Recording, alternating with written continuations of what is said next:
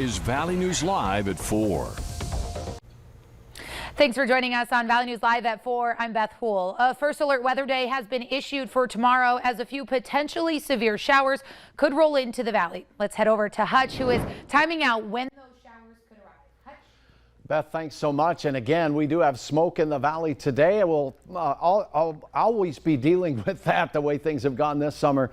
Right now, I'll look at those numbers real quickly, showing that we still have unhealthy levels for some in central Minnesota. Things have dropped a little bit in Grand Forks, so there's been some improvement there, but keep those precautions in mind. Hey, some good news on the smoke front, a couple different areas. We're going to get a little bit of a break the way things look through much of our night tonight and Saturday. But then as we have a system working its way through Saturday with that risk of severe weather, well, we could see the return of some smoke as we go through the forecast period. Air quality alert remains in effect for Minnesota tonight. Now let's take a look at that satellite. We do see a couple of good signs out here. This is the visible satellite imagery. There's some recent rain showers up here in Ontario where the source region for the fires was. Now, a couple of fires still present, but not nearly the amount of smoke that they were putting out. Here's our next weather maker that has us watching for that risk for severe weather tomorrow. It's going to be in the afternoon and evening. We'll have the location and timing of that, but for this evening, things are looking pretty quiet. 70s for most of the night. Increasing clouds, Beth, and 60s by bedtime. We'll have hour-by-hour details on our first look at your first alert weather day coming up here in just a couple of moments. All right, thanks so much, Hutch. Well, today is day 5 of the Mandan murder trial. 44-year-old Chad Isaac is accused of killing 4 employees of RJR Maintenance and Management in 2019. This was the first day the prosecution introduced physical evidence shown to the jury. A North Dakota BCI agent presented the hat of Bill Cobb and showed a bullet hole in it. The prosecution then submitted a series of other physical evidence, including bullet fragments and a wire saw and items found on the victim's person. Another BCI agent discussed the forensic testing of the area, including an RJR work truck with blood on the door handle. An investigation is underway after a military drone crashed north of Grand Forks Air Force Base this morning. Air Force officials say a Global Hawk aircraft crashed in a rural field near Gilby. The drone was from the Grand Forks Air Force Base and was returning to base at the time of the accident. The RQ-4 Global Hawk is unmanned and remotely piloted, so no people were on board and no one was hurt. The site is an active military investigation, and the public is asked to avoid the area as recovery operations are underway. The Delta variant is driving a new surge in COVID cases, with experts warning the numbers could go higher. That's triggering new mask mandates, including for some school students, despite half the U.S. population now fully vaccinated against the virus.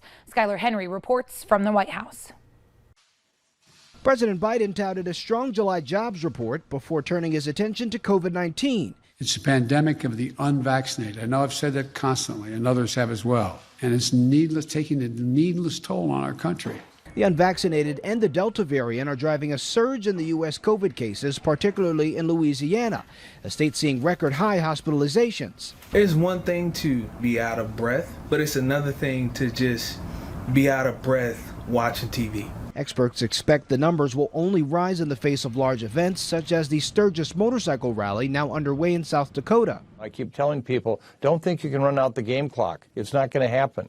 Ultimately, this virus will keep circulating until it finds you. With students headed back to the classroom, the Biden administration is kicking off a week of action Saturday, encouraging youth vaccinations in children ages 12 and up. We want to protect our students and staff and make sure that they can go back to school and enjoy in-person learning. On Friday, New Jersey Governor Phil Murphy announced a new mask mandate for all students, teachers, and staff members after an uptick of COVID cases in his state. The health and safety of our kids is among, if not my most sacred responsibility. But Florida Governor Ron DeSantis is now offering vouchers to let students transfer out of schools with mask mandates and threatening to deny state funding to school districts requiring masks. I'm the governor who protects parents in their ability to make the right choices for their kids' education. In Johnson County, Kansas, protesters packed a community meeting discussing masks in schools. We went along to get along once. But county commissioners voted 5-2 to require masks for kids 12 and under. Skylar Henry, CBS News, the White House. A new study from the CDC finds COVID-19 vaccines offer higher protection from the virus than previous infection. The number of new COVID cases topped 106,000 on Thursday. Canada is planning to reopen its borders to vaccinated Americans next Monday, but a work stoppage is creating a huge backup at the U.S.-Canadian border. This was the scene earlier today as semi-truck drivers waited to cross the border. Border Patrol agents are on the verge of a strike and remain at the bargaining table in the hopes of an agreement. They are negotiating for better pay, protection against harassment and discrimination, and a remote work policy for non-uniformed members.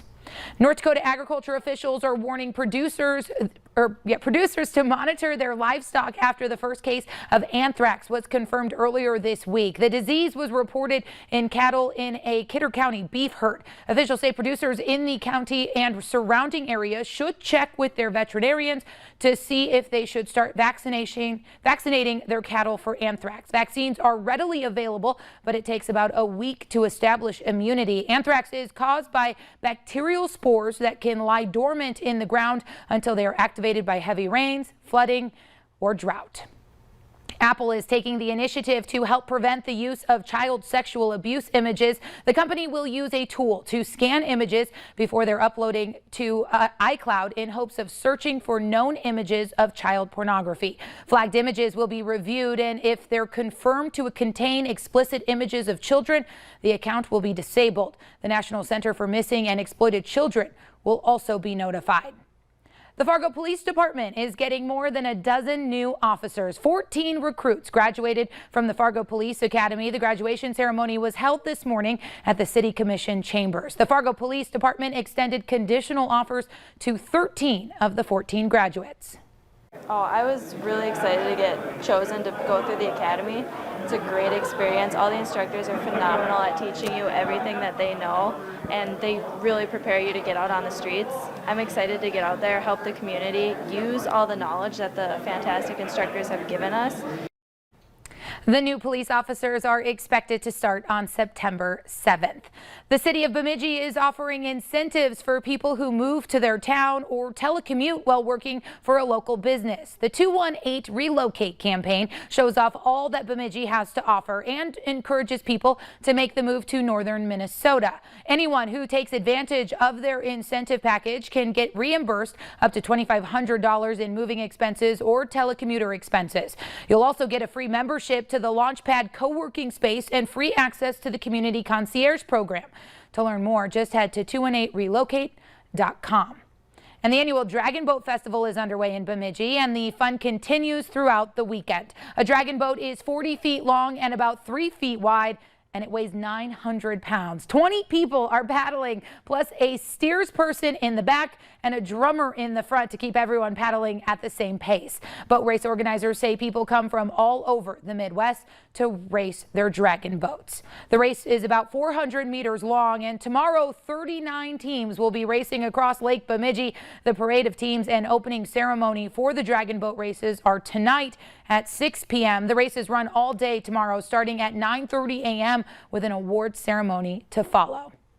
And if you want to work out but don't want to go it alone, one group in Fargo has the solution for you. Fitness Fridays is a group that meets every Friday at Broadway Square to get a workout in. This morning, exercise supervisor Jamie Smith from Quartz Plus put out Valley News Live reporter Brian Sherrod to the test. The boot camp included push-ups, dips, step-ups, and some sprints.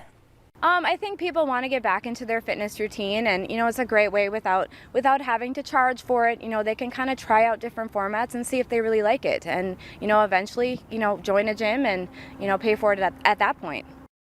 The group meets every Friday from 9 to 9:50 a.m. Next week is a Tabata style class. The following Friday is Pilates, and the last Friday of the month will be Yoga Sculpt. All workouts are free. Well, up next on Valley News Live at 4, how one Minnesota female business owner has gone viral, all with just a little bit of nail art. A little improvement in our smoky conditions here in the FM area, but check out Grand Forks throughout the day. Not only did we have smoke, but some fog to add insult to injury for visibility's sake. We'll have details on more smoke and a few strong storms in the forecast. A First Alert Weather Day Saturday. Details next.